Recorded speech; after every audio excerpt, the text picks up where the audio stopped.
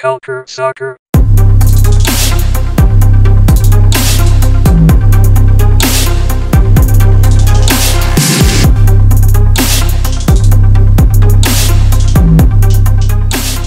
Bonjour et bienvenue à ce 5e épisode de CS à l'érable, donc Culture Soccer à l'érable. Comme d'habitude, votre animateur Adi Raphaël, rejoint par le deuxième animateur, Monsieur Daniel Cameron. Salut Daniel, ça va bien aujourd'hui? Salut Hedy, ça va bien, merci. Et toi?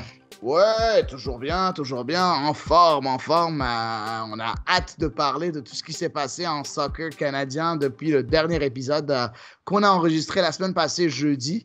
On va commencer dans le vif du sujet, donc le premier match qui a été fait juste, en fait, quelques minutes après la fin de notre podcast la semaine passée. C'est en CONCACAF League où on avait Forge FC qui recevait à Hamilton le CD Olympia du Honduras. Donc déjà, je sais que tous les deux, on a vu ce match-là. On est très excités d'avoir vu cette partie-là. Et un excellent résultat pour Forge FC qui l'emporte 1-0. C'est très important parce que CD Olympia, c'était pas une petite tâche, c'est pas une petite équipe. Donc, t'en penses quoi, toi, de ce match-là, et t'as pensé quoi de cette victoire? Eh bien, honnêtement, c'est sûr que j'aurais préféré qu'ils s'en sortent avec un plus gros score, avec le nombre d'occasions ratées. Dans l'ensemble, un 1-0 à domicile, tu t'es pas fait marquer de but à domicile c'est pour le total des buts à la fin. C'est pas bon de se faire marquer des buts à la maison. Donc, dans l'ensemble, c'est un résultat positif. C'est sûr que avec les occasions manquées, j'aurais aimé ça que le Forge ait une plus grande avance, mais ils ont quand même été chanceux de ne pas se faire marquer de but, là. Dans l'ensemble, je pense qu'ils ont montré du caractère. Ils ont pu jouer solide. Ils ont pu. On avait peur je sais que beaucoup de gens avaient peur que les clubs canadiens, surtout à cause de la jeunesse de l'effectif, soient pas habitués à jouer physique contre des équipes d'Amérique latine. Donc moi, dans l'ensemble, je suis satisfait de la performance. Oui, effectivement. Écoute, moi, je suis très satisfait et tu l'as dit un peu indirectement, mais en fait, il y a eu des chances des deux côtés. Il y a eu beaucoup de grosses chances du côté de Forge FC, tout comme du côté de CD Olympia.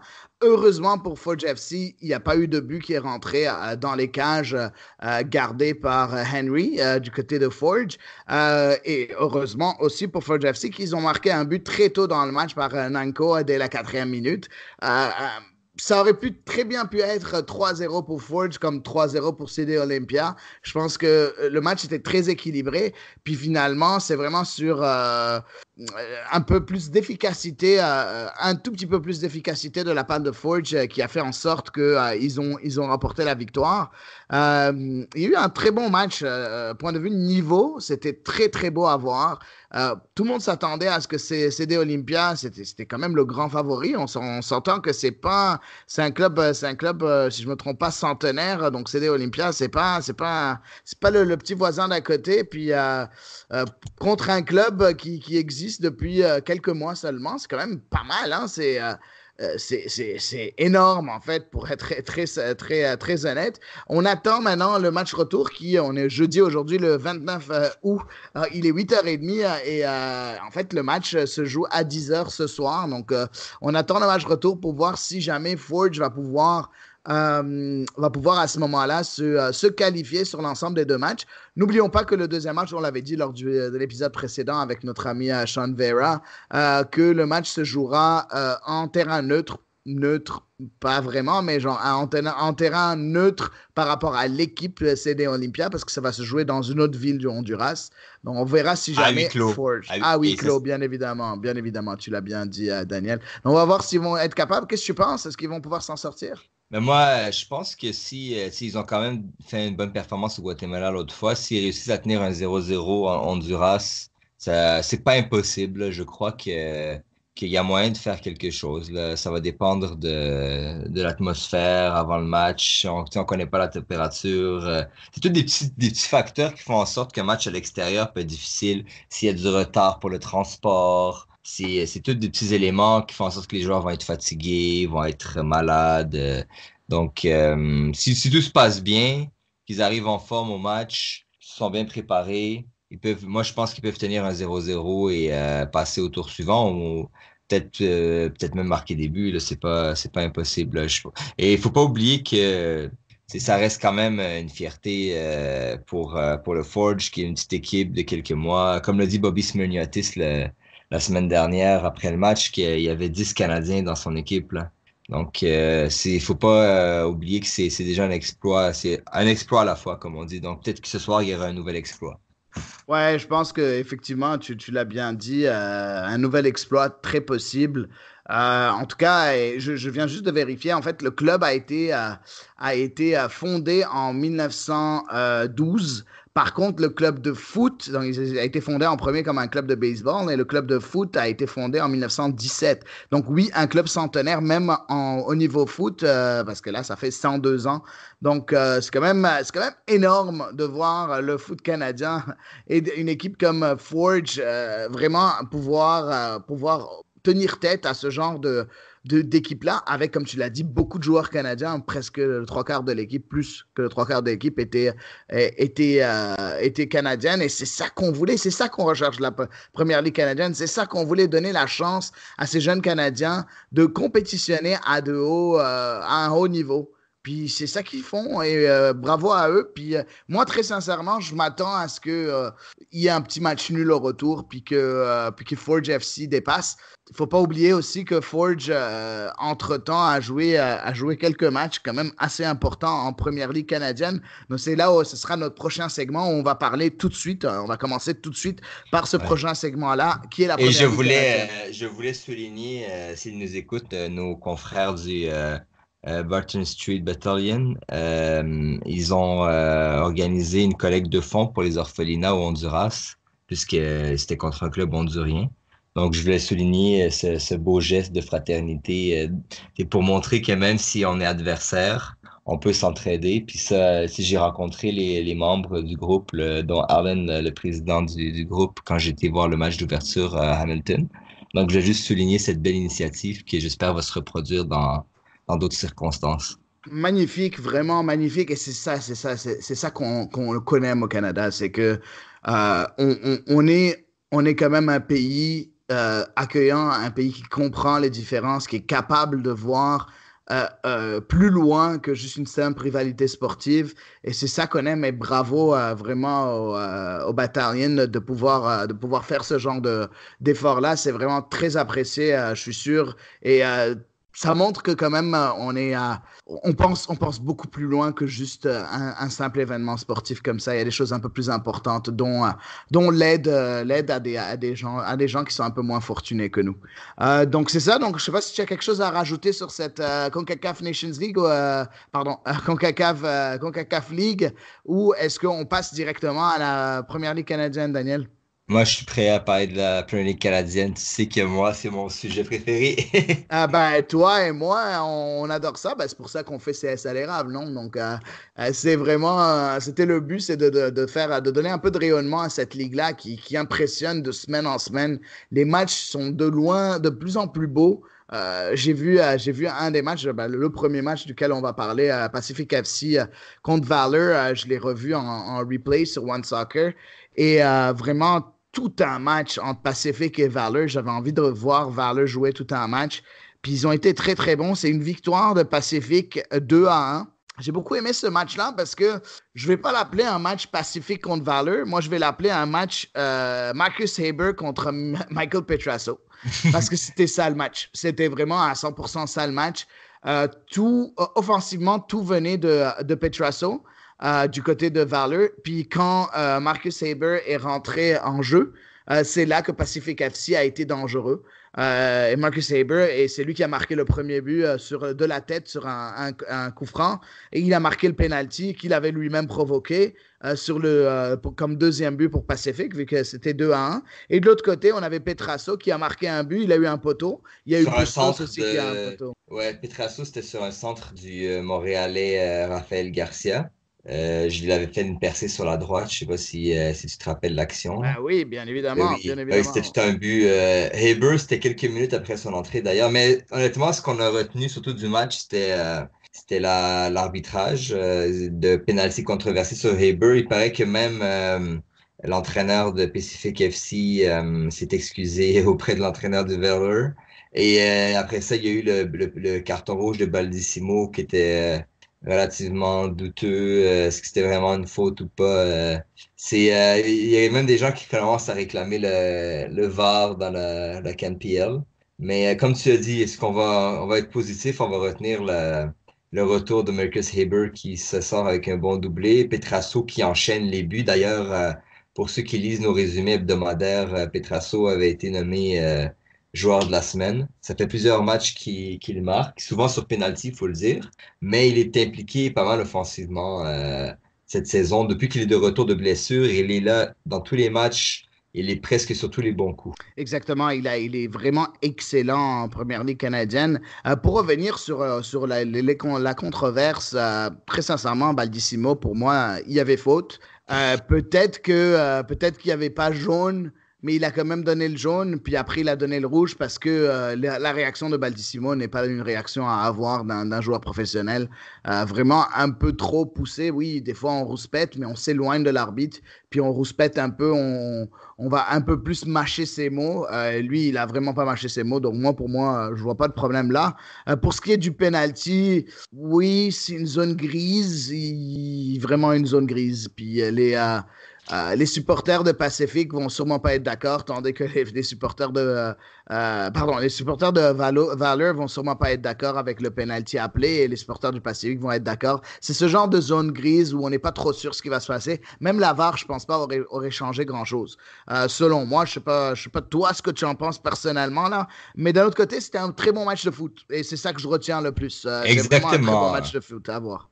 Effectivement, regarde, honnêtement, chaque fois que les deux équipes s'affrontent, je trouve que c'est intéressant. Et ça prouve aussi que même les équipes qui sont moins bien classées peuvent offrir du bon jeu, là. Parce que Pacific FC, malgré que, tu sais, comme tu l'as dit la semaine dernière, si tu pensais qu'ils allaient faire une bonne saison, malgré tout, il y a du jeu, il y a de l'action offensive, il y a des attaquants qui marquent des buts. Ils mangent pas des valises chaque semaine, là. Donc, moi, c'est ce que je retiens, c'est au final, peu importe et en plus, c'est là, le West Hills Stadium a été rénové. Il y a un centre d'entraînement qui est en construction. Donc, moi, je trouve ça très encourageant pour les deux équipes, là. Exactement. Moi aussi, je trouve que c'est très encourageant. Et puis, on s'entend que c'est quand même deux équipes qui ont du mal depuis le début de cette saison au complet de CanPL. Donc, on parlait du fait de la première partie de la saison, ben, l'Apertura ou bien le championnat de printemps où Pacific a fini Pacific a fini oui, cinquième avec juste 11 points à égalité avec York 9, puis 2 points devant Valor. Et puis, Valor a fini donc dernier avec juste 9 points. Donc, on s'entend que cette année, cette compétition-là, dans la compétition d'automne, ça va beaucoup mieux pour les deux équipes. On voit Valor qui se retrouve avec 12 points. Donc, avec le même nombre de matchs, ils ont 3 points de plus que ce qu'ils avaient eu lors du championnat de printemps. Tandis que Pacific FC, bah, écoute, ils sont au même nombre de matchs avec un match en moins. Donc, les deux progressent. Et c'est ça qu'on veut voir. C'est ça qu'on veut voir de la Première Ligue canadienne. On veut voir une progression de nos joueurs, une progression de nos équipes pour aller de plus en plus haut. Que ce soit sur la scène nationale, que continentale, que internationale plus tard dans quelques années. Donc, bref, c'est une bonne chose pour ces deux équipes-là. Je ne sais pas si tu as quelque chose à ajouter sur ce match-là, toi, Daniel. Non, moi, on a fait le tour. C'est tout ce que j'avais à dire. Merci. Parfait. Donc, on passe au prochain match. Le match au sommet entre Forge FC puis Cavalry FC.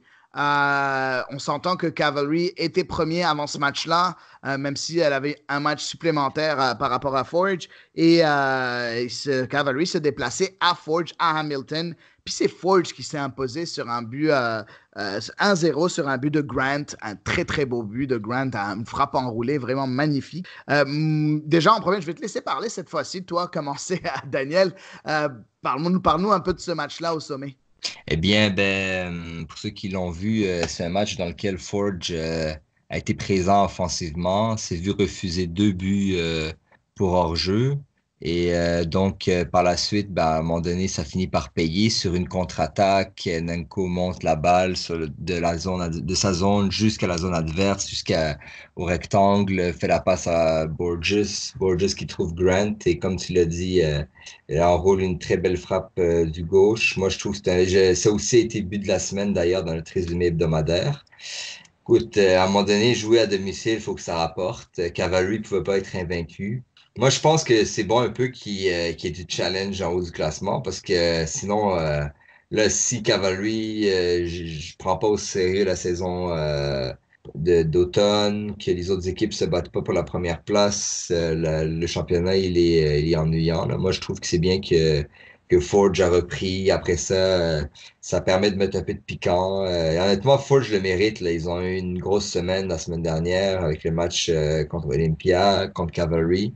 Moi, je suis content qu'il y ait un peu plus de. Honnêtement, je vais le dire, là. J'espère que Cavalry va pas être champion d'automne, et printemps et automne. J'aimerais ça qu'il y ait un peu de challenge puis il y ait pas, que le match de finale soit pas juste un match qui compte pour du beurre, là. Ouais, exactement. Je suis complètement d'accord avec toi, en fait, par rapport à ça. Et puis, en tout cas, Forge a l'air très bien parce qu'ils ont le même nombre de points en date d'aujourd'hui que Cavalry, 16 points, mais 2 matchs en moins. Donc, on s'entend que Forge a un léger avantage. Après, il faut voir si jamais ils ne laissent pas trop de plumes en CONCACAF League parce qu'ils ont leur match de retour aujourd'hui même, comme on l'a dit plus tôt. Par contre, j'aimerais parler, moi, un peu de ce match-là entre Forge et Cavalry. Écoute, bien évidemment, je me mets des petites notes avant de faire le podcast sur ce match-là. Puis mon thème de ce match-là, c'était idiot.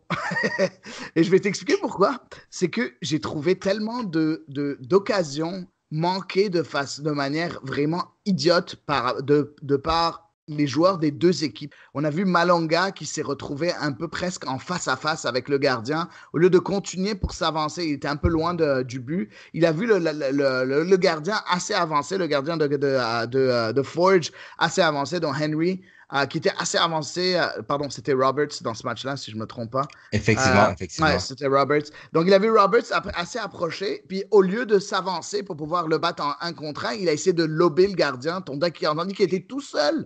Il était tout seul, il était capable d'aller puis assurer ce but-là. Donc, ça, c'est le côté idiot de la chose. Le deuxième côté idiot, c'était Pasquotti, un peu plus tard, qui se retrouve aussi face à face avec le gardien après qu'un des défenseurs de Forge ne juge pas bien le ballon. Il essaie de prendre la tête, puis il n'arrive pas. Il se retrouve devant le gardien, puis Pasquotti essaie de faire son intelligent et finalement ne tire pas au but. Et une troisième chose, et là, on voit, c'est Zajac du côté de Forge FC qui se retrouve à 2 contre 1 en une super contre-attaque. À 2 contre 1, il y a David Chouanière sur son côté droit et au lieu de lui passer le ballon, il décide d'y aller tout seul, puis il s'enfarge avec le ballon, puis il n'y a rien qui arrive par rapport à ça. Tandis que Chouanière était tout seul pour la mettre au fond dans un filet béant. Donc pour moi, l'idiotie de ce match-là. Je pense qu'on aurait pu avoir beaucoup plus de buts. Après, Forge FC a complètement dominé son sujet, je pense, durant ce match-là. Cavalry a joué en contre-attaque. Et je pense que ces deux actions-là, ils auraient pu faire un hold-up puis gagner ce match-là. Finalement, c'est Forge qui a marqué le seul but qui compte. Eh bien, papa, je trouve que ton analyse est très pertinente parce que ça résume un peu le jeu offensif dans la ligue. C'est que on a un championnat assez ouvert et ça, je veux dire, on s'ennuie pas quand on regarde le match des CanPL. Il y a de l'action. Les défenses, c'est pas la défense à l'italienne, là. Par contre, en contrepartie, les attaquants ont pas un très gros ratio de buts par match.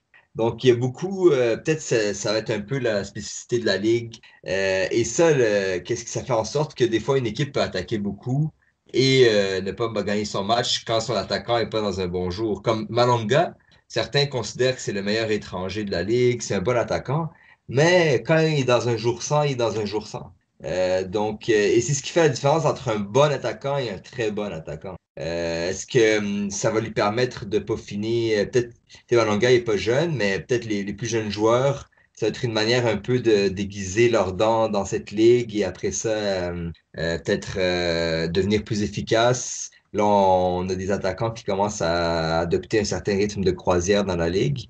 On y reviendra plus tard, mais on pourrait en revenir plus tard. Des bons attaquants dans la ligue quand même. Mais dans l'ensemble, je trouve que ton analyse résume un peu les joueurs offensifs dans la ligue. Ouais, exactement. Ben après, première année, hein, après Malonga, c'est quand même on en a parlé en début de saison. Ben, en tout cas, j'en avais parlé à un moment donné en début de saison quand je parlais de la CAN PL. Et effectivement, c'est quelqu'un qui a quand même une fiche de route quand même assez intéressante, qui a joué en Italie, qui a joué en Espagne, qui a joué en Écosse, il a joué Formé à formé à Monaco, Monaco, il a joué en Suisse. international congolais. Exactement, il a joué en Suisse, en Grèce, bref, il a joué partout, donc c'est quand même un bon gars, mais bon, c'est sûr que ça va arriver de mieux en mieux. Après, il y a d'autres attaquants qui font de loin meilleurs qui sont de loin meilleurs que Malonga, qui sont canadiens, et qui sont de loin meilleurs que Malonga, selon moi. Par contre, c'est une bonne chose d'avoir ce genre d'attaquants-là qui sont capables d'amener leur expérience acquise à l'étranger pour une jeune ligue comme ça, puis moi, je suis content de le voir là. Après, sur ce match-là, il n'a pas eu la meilleure décision, mais sinon, il fait de bons matchs depuis le début de l'année. Donc, j'ai hâte de voir la suite. On va passer directement au prochain match qui est joué entre York 9 et Edmonton, les Eddies, qui recevaient donc York 9 FC, bien évidemment, à Edmonton. Premier but une superbe déviation de Ongara dont Sean nous avait parlé la semaine passée pour Duke, le Belge qui marque son premier but en CanPL. Omar Duke, super beau but, vraiment à voir si jamais vous l'avez pas. C'est pas son premier but en Canada. Il a enchaîné quand même beaucoup de buts ces dernières semaines au Marzouk. Oh, oui, excuse-moi, oui, je me suis trompé entre l'autre Belge qui vient de signer dernièrement. T'as complètement raison. Oui, c'est ça. Donc oui, très très bon joueur, Omar Duke. Il a quand même marqué, ouais, il a déjà marqué 6 buts si je me trompe pas en CanPL. Mais bon, bref, donc très beau but. Juste après, on a eu Muro Fushi, le japonais, qui a marqué pour York 9 après un penalty sauvé par le gardien d'Edmonton. James. Exactement. Et puis juste après, on a un but refusé. Un but refusé pour Edmonton. Et pour moi, il n'aurait pas dû. Il n'aurait pas dû être refusé. Il était 100% valable. On en reviendra plus tard. Et après, encore une fois, Ongaro sur un corner qui dévie le ballon pour Didic, qui marque le but de 2-1, avant que Telfer, par pure chance, avec un centre-tir, qui rentre dans les fonds du but. Donc, ça fait 2-2 dans ce match-là. T'as pensé quoi de ce match-là déjà? En premier, est-ce que tu es d'accord avec moi que Ongara, pardon, c'était l'homme du match? Ongaro? Ongaro, Oui, pardon. oui, Easton Ongaro. Eh bien, Excellent, Ongaro. Genre, sérieusement, j'ai adoré ce qu'il a fait durant ce match-là. Là. ben, il enchaîne des bonnes performances. Honnêtement, moi, je trouve par sa taille, il s'impose. Il a été vraiment décisif. Comme ces dernières semaines, il est assez décisif, là. Il a marqué pas mal de buts. Et moi, je pense que on pourrait le qualifier d'homme du match. Ça a été un joueur assez important dans ce match. James a fait quand même des bons arrêts. Il n'y a pas juste eu le penalty. C'est juste qu'il s'est fait avoir sur le tir de Telfer. Donc, moi, ça a été entre les deux, mais James, par le deuxième but, il était un peu disqualifié, si on veut. Sinon, dans l'ensemble, moi, je trouve que c'est le genre de match qu'on aime être au stade. Je sais pas si tu te rappelles de la réaction du public après le but de Omar Zouk. Il y a même des gens sur Twitter, des fans de FC Edmonton, qui ont dit qu'ils ont échappé de la bière sur les joueurs Ouais, du ouais, FC ouais, j'ai vu Edmonton. ça. Il y a eu plein de bières qui a été échappée, effectivement. Il y a une Ouais. personne qui a dit comme quoi elle est revenue à la maison complètement trempée, mais bon, ouais. Et Jeff Paulus était pas mal fâché d'ailleurs pour le but refusé aussi. Après le match, il est allé vers l'arbitre. Mais sinon, c'est un match que quand tu es dans le stade, t'aimes ça être là, disons. C'est sûr que c'est dommage pour le FC Edmonton parce qu'ils voulaient remercier leur public. Il y a aussi un article cette semaine dans le site de la CanPL qui disait que le York 9 a beaucoup de difficultés lors de ses déplacements en Alberta. Honnêtement, je crois qu'ils n'ont jamais gagné en Alberta, ni contre le Calgary, ni contre le FC Edmonton. Donc, c'est sûr, peut-être c'est le voyagement qui fait en sorte que ça arrive. Mais moi, je suis assez, au fur et à mesure que la saison avance, je suis toujours autant impressionné par Omar Diouk. Easton Ongaro, moi, je me demande si, comme j'en ai parlé la semaine dernière avec le fait que c'était Cavalry qui l'avait repêché, mais comme ils avaient déjà beaucoup d'attaquants, ils l'ont pas gardé. Il a pu signer avec Edmonton, d'ailleurs, c'est sa ville natale. Je me demande s'il s'en mordent les doigts maintenant. Ou peut-être qu'il n'aurait pas fonctionné avec leur schéma tactique. Là, Chani commence à jouer aussi. Tu sais, après, il n'avait pas joué depuis le mois d'août l'année dernière. Là, il commence à jouer avec le FC Edmonton. Donc, honnêtement, je trouve que c'est un match nul qui n'arrange personne. Mais ça aussi, ça avait été notre match de la semaine, d'ailleurs, sur notre résumé hebdomadaire, que je vous invite tous à lire. Si vous n'avez pas l'occasion de voir tous les matchs, ça peut être intéressant pour vous de suivre au moins le résumé hebdomadaire pour être à jour dans ce qui se passe dans la ligue. C'est ça, bien évidemment, le résumé hebdomadaire sur Culture Soccer qui est fait la plupart du temps par notre cher Daniel Cameron. De temps en temps, moi, je le remplace ou bien notre ami Alex Rupert aussi qui nous remplace, qui le remplace de temps en temps aussi. Mais la plupart du temps, c'est bien Daniel qui le fait. Moi, j'aimerais, pour moi, juste mentionner par rapport à Ongaro, 21 ans, Canadien. Il a déjà 6 buts cette année, en tout cas dans le championnat d'automne. Oui, moi, c'est une révélation pour moi. C'est vraiment un joueur que je suis très content de voir jouer, qui m'impressionne de match en match. Et puis, effectivement, je pense que Cavalry se mord les doigts. Donc, c'est ça. Et après, je pense que sur ce match-là, je pense qu'Edmonton méritait de l'emporter. Je pense que York Nine a été très, très chanceux. Ouais, bon, écoute, c'est le foot, comme on dit. York Nine, d'un autre côté, tu me dis comme quoi ils ont des problèmes en Alberta. Je pense juste, moi, j'arrêterai la phrase bien en avant. Ils ont des problèmes. Point. Parce que sur 9 matchs dans la session d'automne, 3 victoires, 5 défaites, un match nul. C'est vraiment mauvais. Comparativement, bon, ils font mieux que la session de printemps où en 10 matchs, ils avaient juste 2 victoires, 3 défaites et 5 matchs nuls. Ils ont un point de moins, mais avec un match de moins. Donc, bref, finalement, ils n'ont pas vraiment progressé, je pense, de la session du printemps à la session d'automne, ou bien ils n'ont pas assez progressé comparativement aux autres. C'est ça qui me dérange le plus. Après, bon, il y a les bons coups de York Nine. On parle souvent de Ingram, qui est un des meilleurs gardiens de la CanPL, selon moi. Et bien évidemment, il y a Telfer, prêté par Toronto, qui continue à être très, très bon. Il a encore marqué dans ce match-là. Bon, de manière chanceuse, mais n'empêche, c'est un très, très bon joueur aussi. Donc, il y a quelques bons petits joueurs, Murofushi, que j'aime beaucoup, même s'il a besoin un peu plus de tonus dans son jeu, mais sinon, il est très, très bon. Donc, bref, je ne sais pas si tu as quelque chose à ajouter sur ce match-là. Je pense que moi, j'ai tout dit de mon côté. Non, honnêtement, regarde, j'espère juste que le York Nine va pouvoir se reprendre parce qu'honnêtement, c'est une équipe qui est dans la région de Toronto. Ils concurrencent un peu avec le marché de Toronto FC, même si maintenant il n'y a pas de comparaison possible. Donc, c'est sûr que si les résultats viennent pas, les gens, en plus des autres problèmes, le fait qu'ils n'ont pas leur stade, le fait qu'il y ait plusieurs éléments, il y a aussi beaucoup de monde qui critiquait l'entraîneur parce que c'est un des actionnaires de l'équipe. Moi-même, personnellement, je trouve pas que c'est une très bonne idée, là, mais disons que je m'abstiens de commentaires. Parfait, parfait. Donc, on va passer au suivant. C'est Valor contre Halifax Wanderers. Puis, c'est 2-0 pour Valor FC qui vraiment impressionne de plus en plus avec 2 buts de Bustos dans ce match-là. C'était pas un match Petrasso cette fois-ci, mais un match de Bustos qui a marqué deux super beaux buts vraiment à voir. Et j'aimerais Ouais. aussi avoir, on a déjà parlé de Valor dans ce match-là. Je pense que HFX, qui avait donné confiance de nouveau à John Michael Williams dans les buts, HFX était vraiment en dessous de cette équipe-là. La pire équipe maintenant en CanPL avec 7 points en 9 matchs. Moins de 1 point par match, ça va vraiment mal du côté d'Halifax. On salue nos amis de Halifax, Pat Sweet et André André Bourque. Bourque. Exactement, on les salue, mais désolé, mais ça va pas vraiment bien maintenant chez vous. Bon, bref, ces 2 buts de Bustos sont excellents. Moi, j'aimerais te poser une question par rapport à Valor. Au début de la saison, quand je parlais de Canadian Premier League, je pensais qu'il allait y avoir un gros duel entre 2 gardiens du côté de Valor. Donc, Janssens, le Belge, contre Farago, le Canadien.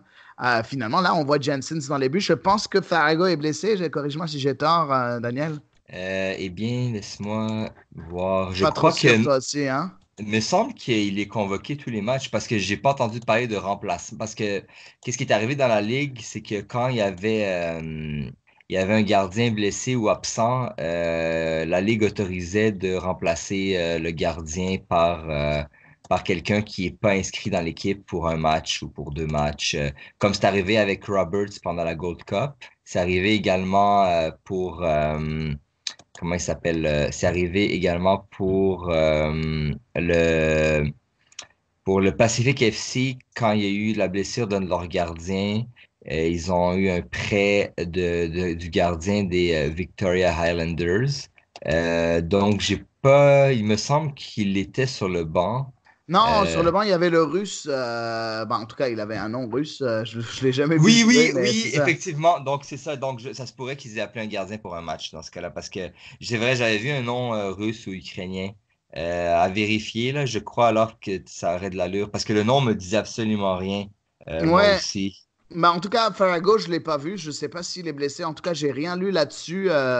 N'importe où. Je ne sais pas ce qui se passe avec Farrago. Puis j'aimerais bien que quelqu'un, si un de nos auditeurs est au courant de ce qui se passe avec Tyson Farrago, ben, laissez-nous savoir. Mais en tout cas, Janssens fait un très bon match, encore une fois. Il avait fait un très bon match aussi dans le premier match dont on a parlé à Pacific, malgré le fait que Valor a perdu 2-1. Et puis là, ils font encore un très bon match contre Halifax, parce que Halifax a poussé en fin de match. Puis Janssen, ça a fait 2-3 arrêts quand même de très, très bons. En tout cas, tu trouves quoi? Est-ce que ce joueur-là, est-ce qu'il t'impressionne, Janssen? Oublie pas qu'il vient de la troisième division belge. Et ben moi, honnêtement, ce qui m'a surtout impressionné de lui, c'était sa capacité à sauter du bon côté sur les pénaltys. Euh, Je viens de voir Farrago est bien blessé. ouais, Euh, ok. mais sinon, moi je trouve que oui, il est bon. C'est drôle parce que récemment, je voyais un peu, c'est moi, j'aime ça me tenir au courant de l'opinion des fans sur la CanPL. Et il y a des gens qui se questionnaient est-ce que la Ligue devait augmenter le quota de joueurs étrangers pour la saison prochaine. Puis là, il y avait quelqu'un qui avait dit dans le forum. Ah ben, ça sert à rien d'augmenter le quota pour signer des gardiens belges inconnus. Pourtant, le Ok. gardien belge est connu, il commence à devenir connu dans la région de Winnipeg. Ouais, exactement. C'est quand même, moi, je trouve que c'est un très bon ajout. Après, bon, Farrago, si jamais il n'était pas blessé, pour moi, il aurait dû avoir une certaine priorité. Et c'est ce qu'il a eu au début de la saison. En tout cas, Ouais. Valor va très bien va beaucoup mieux que lors du championnat de printemps. Puis là, dans le championnat d'automne, ça va beaucoup mieux.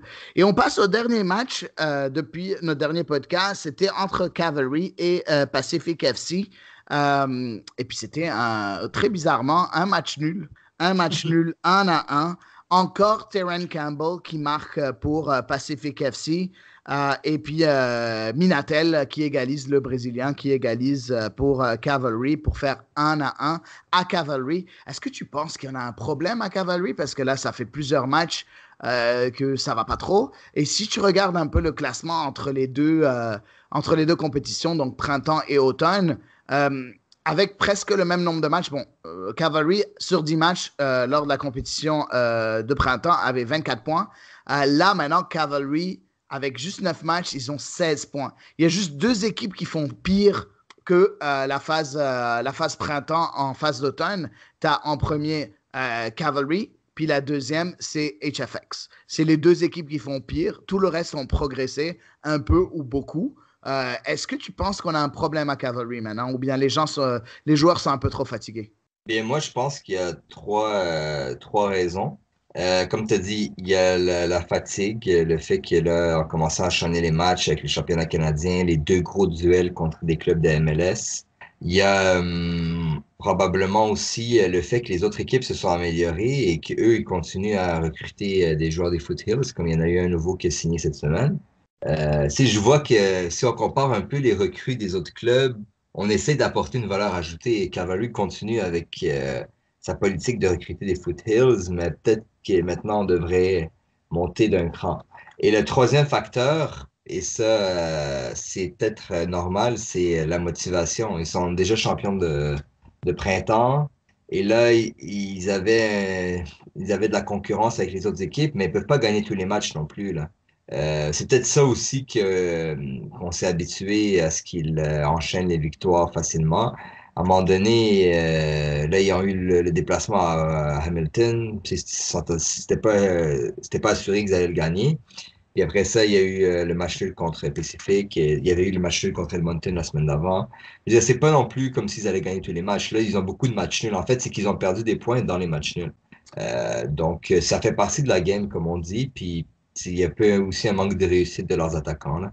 Exactement, exactement. Et j'aimerais qu'on parle un peu. Bon, je pense qu'il n'y a pas grand-chose à ajouter de ce match-là. Je pense, en tout cas, moi, j'ai pas grand-chose à ajouter sur ce match-là. C'était un match assez terne, un but sur une erreur de Wheeldon Jr. Ouais. Pour Terran Campbell, une énorme erreur, une passe en retrait, mais vraiment mal dosée. Et puis, de l'autre côté, Minatel qui marque sur un coup de pied arrêté. Donc, rien d'extraordinaire. Le match était assez terne. Euh, Par contre, ce que j'ai envie de parler, c'est un peu de Terran Campbell. On en a parlé un peu la dernière fois. Et pourquoi je veux en parler? Parce que je veux parler en premier, et c'est la chose la plus importante pour moi, de ce classement de buteurs-là. Parce qu'on a parlé un peu du fait que les attaquants sont un peu moins bons en CanPL. Moi, j'aimerais souligner le fait que on a beaucoup de joueurs canadiens dans ce classement des buteurs-là. On va commencer en premier, donc avec 9 buts. C'est Terran Campbell, juste 20 ans. 20 ans, qui est canadien, qui a été avec les U17 canadiens en 2015. À 20 ans, il a déjà 9 buts. Il est très, très bon.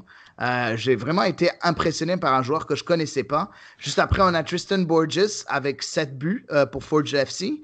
On a Michael Petrasso, Easton Ongaro, Dominique Malonga et Duke. Tous les 4 ont 6 buts. Et puis après, bon, on en a d'autres, donc Camargo, Bustos, Blasco, Gatas, Telfer, tous ceux-là avec 5 buts. J'aimerais parler un peu de ce top 3. On va les appeler top 3, même si ce n'est pas les 3. Ils ne sont pas juste 3, ils sont plusieurs. Mais regarde, tu as Campbell, Borges, Petrasso, Ongaro. 4 sur 6 joueurs dans ce top 3-là sont des Canadiens. C'est quand même beau à voir, non? Bien sûr, honnêtement, je trouve que c'est surtout qu'il faut pas oublier que c'est des jeunes Canadiens. Ouais, C'est pas des Olivier Océan venir terminer sa carrière ici ou moi je trouve que c'est ça qui est encourageant parce que ça montre qu'il y a un bon avenir. Campbell qui marque 9 buts avec une équipe pourtant qui est pas très bien classée. C'est quand même après ça chacun a sa théorie là-dessus, mais moi je me dis peut-être si c'était avec une équipe qui avait dominé davantage, j'aurais pu en avoir plus là. ou bien il Euh, aurait pu en avoir moins. Effectivement, c'est ça, c'est toujours un peu, toujours un débat, est-ce que s'il y avait eu, puis aussi le fait que, comment elle s'appelle, il a profité de la blessure de Haber pour pouvoir s'illustrer davantage. Le malheur des uns fait le bonheur des autres. Pour l'instant, c'est lui le meilleur buteur de la ligue. Il est assez régulier ces derniers temps. Moi, je suis assez content pour lui, là. Exactement, et c'est très cool que tu mentionnes jeune. Juste pour vous donner une idée, mes chers amis, mes chers auditeurs qui écoutent ce podcast-là, j'espère qu'on est de plus en plus parce que c'est important pour le foot canadien et le soccer canadien. On a Campbell qui a 20 ans, on a Borges qui a 20 ans, on a Petrasso qui a 24 ans. Tout le monde pense qu'il est là depuis des années, effectivement, parce qu'il était avant à l'Impact de Montréal et où il a été vraiment nul. Et puis là, il fait très bien, mais dans un autre poste, au lieu de jouer latéral droit, il joue presque attaquant, ailier droit / attaquant. Et il a déjà 6 buts, il a juste 24 ans. Et tu as Ongaro qui a 21 ans. Donc, très, très jeune. Le plus vieux, c'est Petrasso avec 24, le reste 20 ans et 21 ans. C'est quand même beau pour le soccer canadien. Et voilà la particularité de cette ligue-là. C'est ce qu'on cherche de cette ligue-là. En tout cas, j'en ai marre de le dire, mais pour ceux qui n'ont pas encore embarqué dans la première ligue canadienne, il est temps de le faire parce que c'est l'avenir de notre pays, là. C'est l'avenir du soccer de notre pays. On a besoin d'embarquer là-dessus. Il n'y a pas de problème. Ça ne veut pas dire arrêter de regarder les autres ligues. Non, vous pouvez regarder les autres ligues, mais jetez un coup d'œil sur cette ligue-là parce qu'il y a un avenir quand même assez intéressant au Canada pour le soccer. Exactement, il faut embarquer dans le bateau. Je sais qu'il y a peut-être, pour certains, le fait qu'il n'y ait pas d'équipe au Québec, le contenu soit en anglais, ça peut être un frein. Il y a quand même des matchs sur CBC pour nos auditeurs au Canada que vous pouvez voir dans la chaîne nationale en anglais. Donc, il y a quelques échantillons sur CBC. One Soccer vous offre un mois gratuit. Donc, vous avez la possibilité de jeter un coup d'œil, de voir le niveau. Moi, il y a beaucoup de joueurs que je connaissais pas et j'apprends à les connaître. Et honnêtement, qu'est-ce qui est bien là-dedans, Hadi, c'est que c'est des jeunes joueurs. Donc, on va les connaître pour encore un bout de temps. Parce que, Exactement. crois-moi, on n'a pas entendu parler de ces joueurs-là. Que ce soit dans la CanPL ou ailleurs dans le monde, on n'a pas entendu parler. On n'a pas fini d'entendre parler de ces joueurs-là. Je suis 100% d'accord avec toi, en fait, Daniel. Et en fait, c'est très intéressant parce que je pense que ces joueurs-là, non seulement c'est l'avenir de la Ligue, mais ça peut être aussi l'avenir de notre équipe nationale. Et je pense que c'est la meilleure phrase de transition possible pour passer à notre prochain segment, qui est bien évidemment notre équipe nationale canadienne qui s'apprête à débuter son long chemin pour la Nations League CONCACAF. Donc, c'est pas la CONCACAF League, c'est la Nations League CONCACAF où le Canada se retrouve avec deux équipes dans son groupe de la première division. Il joue contre les États-Unis et Cuba. Il y a les deux premiers matchs qui vont se jouer le 7 et le 10 septembre contre Cuba. Donc, un à domicile à Toronto. Puis l'autre ne se jouera pas à Cuba, mais en Guyane, si je ne me trompe pas. En tout cas, à l'extérieur de ce Dans les terrain. îles, dans les îles Caïmans. Dans les îles Caïmans. En tout cas, bref, sur une autre île. Déjà, en premier, j'aimerais mentionner que je pense que John Herdman a l'air de ne pas avoir trop aimé son équipe de 23 qu'il a pris avec lui, qu'il a pris avec lui à la Gold Cup, parce qu'il y a beaucoup de changements par rapport à cette équipe-là. Je vais vous le donner, ces changements-là. En premier, je suis désolé, je vais prendre un peu le micro pendant quelques temps, Daniel, juste pour mentionner à nos éditeurs ce qui s'est passé. En premier, on a Jason Lutwiler, le troisième gardien de l'équipe nationale canadienne, qui n'a pas été pris. À sa place, on a vu que c'est qui a pris la place? C'est bien Marco Carducci, le seul représentant et le premier représentant de la CanPL avec l'équipe nationale masculine, 22 ans seulement, qui a été très bon avec Cavalry FC, qui sera le troisième gardien, qui est peut-être le futur au poste de gardien de l'équipe nationale, avec bien évidemment Maxime Crépeau, qui est là aussi, qui a 25 ans. Tu penses quoi? Est-ce que c'est mérité cette sélection de Marco Carducci, Daniel? Bien sûr, c'est le gardien qui a le plus de blanchissage dans la ligue. Puis je pense que c'est pour ceux qui ont vu les matchs contre l'Impact de Cavalry ou qui ont regardé un peu la CanPL. La défense de Cavalry n'a pas toujours été la plus solide, mais il a assuré beaucoup. Il a fait des arrêts stratégiques parce que c'est souvent on accuse les gardiens des équipes qui dominent de pas avoir été de bénéficier d'une équipe qui contrôle le jeu et tout, mais il a pu se démarquer par des arrêts importants. Il a le record de clean sheet dans la ligue de blanchissage, pardon. Il y en a 8. Moi je pense que c'est bien mérité. Après ça, c'est ce qui est appelé, qui soit appelé comme, c'est sûr qu'il n'est pas appelé comme premier gardien, là, donc ce sera plus l'occasion pour lui d'intégrer le groupe. C'est sûr que pour un gardien, c'est plus difficile intégrer le 11 partant. Donc, moi, je pense que c'est surtout symbolique pour la Ligue d'avoir un premier représentant. Mais j'espère que d'autres vont suivre le pas. D'ailleurs, Herdman a dit qu'il gardait un œil sur Ryan Telfer de York 9, qui appartient au Toronto FC.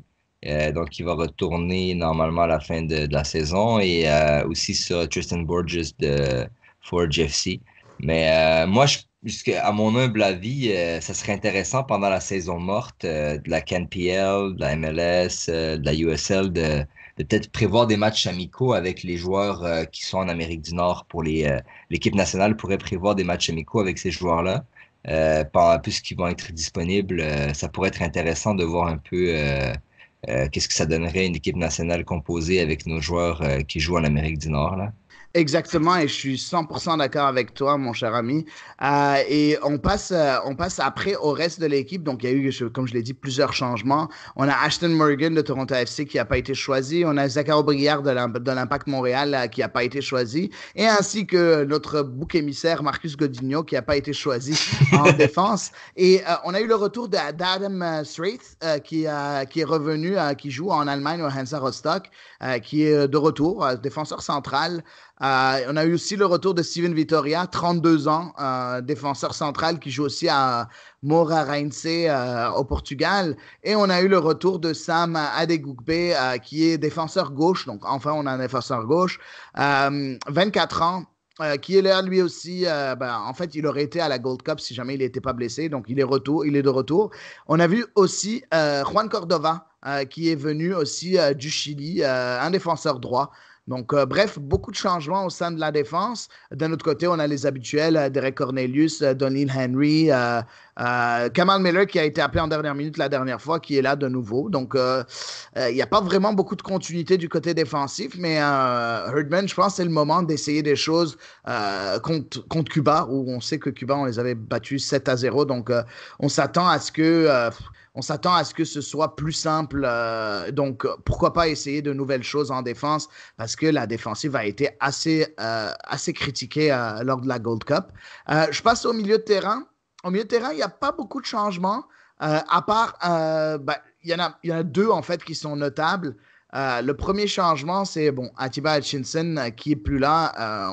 Il a pris sa retraite, donc on ne le voit plus avec l'équipe nationale canadienne. Scott Arfield avec les Rangers qui n'a pas été appelé. On s'y attend parce qu'ils ne vont pas l'appeler à tout bout de champ de là-bas. Et puis le petit jeune de 19 ans de Toronto, Noble Okello, qui n'a même pas joué à la Gold Cup, mais qui était quand même appelé, qui n'est pas là non plus. Ils sont remplacés par qui? Par Richie Larea de Toronto, 24 ans, qui a été excellent avec Toronto FC, qui est pour moi une des révélations de Toronto. Qui d'autre a été appelé aussi au milieu de terrain? Et ça, c'est un peu une grande surprise pour moi. C'est David Wotherspoon, qui a déjà joué une seule fois pour le Canada avant. Il a 29 ans, mais c'est un joueur quand même très polyvalent parce qu'il est capable de jouer aussi en défense en tant que défenseur droit. Donc, ça peut être la raison pourquoi il a été appelé.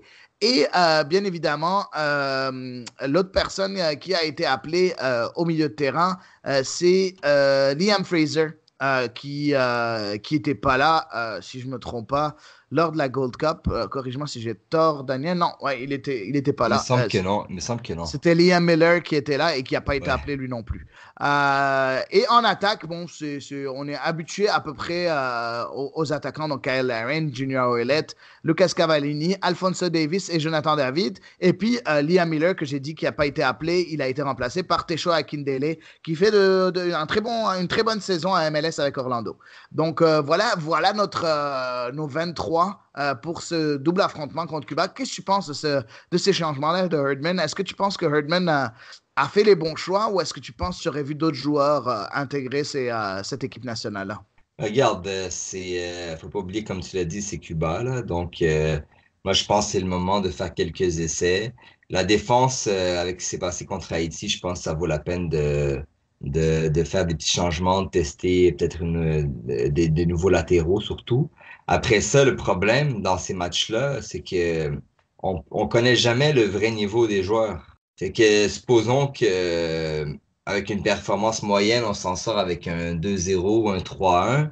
Ça va être difficile de savoir ces joueurs-là vont pouvoir tenir le coup contre les États-Unis par la suite. C'est surtout ça un peu mon souci. Mais à moi, c'est ça l'équipe nationale. Tu as des matchs faciles, tu as des matchs moins faciles. Et tu pas assez de matchs moyens pour évaluer le niveau de tes joueurs, là. Exactement. Moi je suis d'accord avec toi que c'est le moment d'essayer. Par contre, j'ai pas compris les essais de John Herdman. Tu veux essayer? Pourquoi tu me ramènes des joueurs comme Adam Straith, comme Steven Vitória, qui ont déjà prouvé comme quoi ils pouvaient être de bonnes solutions de rotation pour l'équipe nationale canadienne? Et je comprends que Cordova, c'est un bon joueur en tant que latéral droit. Je comprends ça. Adegukbe, je comprends très bien. Mais pour moi, Straith et Vitória, j'ai juste pas du tout compris pourquoi. J'aurais aimé voir d'autres joueurs lancer. J'aurais aimé voir Langlois de HFX Wanderers. Halifax. Oui, Ouais, c'est honnêtement, ça. De Halifax. ça a été une bonne occasion de le voir. Je crois qu'il avait déjà été appelé avec le Canada U17. Oui, il a déjà été appelé avec le Canada U17. Puis moi, je pense qu'il est tellement bon en CanPL que j'aurais bien aimé le voir le voir là, après d'être la doublure de Sam Adegugbe, lui donner ses premières minutes si jamais on gagne, on gagne beaucoup. On gagne, on a un gros score. On a un gros score. Et, j'aurais bien aimé aussi voir, en tant que défenseur central, vu qu'il avait besoin de défenseurs centraux et qu'il avait appelé Vitoria et Straith, pourquoi pas ramener, on a parlé longuement de Skyler Thomas, même s'il n'est pas, excellent en CanPL, mais Luca Gasparotto, j'en parle depuis le début du podcast, c'est Assalérable, j'en parle. Un excellent défenseur central, aussi qui joue en CanPL. Donc là, essayer, pourquoi pas vraiment essayer? Pourquoi pas donner vraiment la chance à des joueurs qui sont en train de confirmer en première ligue canadienne, au lieu de donner une 75e chance à des joueurs qu'on a vus pendant des années et des années et qui n'étaient pas à la hauteur. Après, bon, Adam Straith, c'est pas un mauvais joueur. Steven Vitoria est très bon de la tête, sauf qu'il a des crampes au cerveau de temps en temps. Mais j'aurais aimé voir autre chose. D'un autre côté, je suis content. On a Marco Caducci qui est là. On a Richie Larea qui a son premier match aussi, première fois appelé avec l'équipe nationale. Et on a Liam Fraser aussi, première fois appelé en équipe nationale. Il avait été appelé chez les U23, mais jamais à l'équipe, pas en tant que titulaire. Et il est en train d'enchaîner les bons résultats avec Toronto FC. Donc, écoute, il a fait des petits essais comme ça, mais c'est juste défensivement, je ne suis pas trop d'accord avec les choix de Herdman. Bien, ce sera lui. C'est ça le problème, en plus, c'est que ça va être assez difficile de prouver qu'il a tort vu l'adversaire. Mais moi, je dis le vrai test, ça va être contre les États-Unis, là. Ouais. Donc, Ça vient. Ben, il est le temps de préparer et de donner la confiance. Si jamais tu voulais voir ce que Lingua voulait faire, ou bien ce genre de joueurs-là, Gasparotto, ainsi de suite, il faut que tu les essayes contre des plus petites équipes, voir s'ils sont capables de dominer ces plus petites équipes-là, pour après les lancer dans le grand bain contre les gros, comme les États-Unis. Mais tu ne vas pas donner une chance à Lingua contre les États-Unis. Hein. Il ne faut pas rêver non plus. Il ne faut pas mettre trop de pression sur un petit jeune de 21 ans. Donc, bon, écoute, je vois ce que tu veux dire. Par contre, moi, je trouve que c'était le moment. C'était le moment d'essayer contre une équipe plus faible, même si on n'aurait pas vu le vrai niveau à 100%, mais on aurait vu si jamais ils sont capables de dominer une équipe bien plus faible sur le papier. c'est ce que ton argumentation se tient. Après ça, il avait sûrement ses raisons. Il se dit peut-être qu'il est encore trop tôt, que c'est des jeunes joueurs. On va les laisser terminer leur saison en paix. Puis peut-être après, comme je t'ai dit, une fois que la saison sera terminée, les rassemblements de novembre, début d'année 2019 aussi, pardon, début 2020, il va peut-être appeler plus de joueurs puisqu'il sait qu'ils seront disponibles frais. Moi, je m'inquiète pas pour les prochaines sélections. Il va y avoir des joueurs de la CanPL, puisqu'ils sont là, ils sont dispo, il y en a dans toutes les positions. Il suffit qu'un joueur soit blessé, un joueur titulaire ou dans le groupe habituel est blessé. On a besoin de quelqu'un de dernière minute. Et juste à regarder les meilleurs joueurs de CanPL, il prend quelqu'un à cette position-là. Ça va être un réflexe. Éventuellement, ça va devenir un réflexe du sélectionneur. Ouais, effectivement. En tout cas, on verra. On verra ce qui va se passer dans ces matchs-là. Ça va être intéressant de voir ce que Herdman va faire. Et j'aimerais, avant de conclure notre podcast, vous présenter quelque chose qu'on a fait pour vous, chers auditeurs. C'est grâce, bien évidemment, à mon cher collègue Daniel Cameron. On a un petit concours pour vous et on a une écharpe aux couleurs de la CanPL à distribuer et à vous faire offrir. Pour cela, on va rentrer dans un concours. Le concours commencera bien évidemment au moment où le podcast sort, qui devrait sortir demain, vendredi, le 30, chez vous. Et ce sera disponible jusqu'au mardi. On va garder ça jusqu'au mardi, le mardi qui est le 3 septembre. Donc, d'ici au 3 septembre, minuit, on va dire ça comme ça, si jamais vous voulez participer à ce concours pour gagner cette écharpe de Première Ligue canadienne, il va falloir faire 3 choses. En premier, il va falloir nous taguer, donc Daniel Cameron, qui est en fait, que vous pouvez voir, @soccercanadien, et moi-même, @soccerenfolie, avec bien évidemment donner un commentaire par rapport au podcast, donc nous dire j'ai écouté le podcast, c'était très bien, ou c'était de la merde, ou quoi que ce soit, un commentaire comme vous voulez, et bien évidemment aussi taguer Culture Soccer pour qu'on puisse comptabiliser vos votes et pas vos votes, mais votre participation à la compétition. Puis après, on fera un tirage au sort. Puis le gagnant, on lui enverra bien évidemment cette écharpe de Première Ligue canadienne. Donc, j'espère que vous allez l'écouter. J'espère que vous allez faire ça.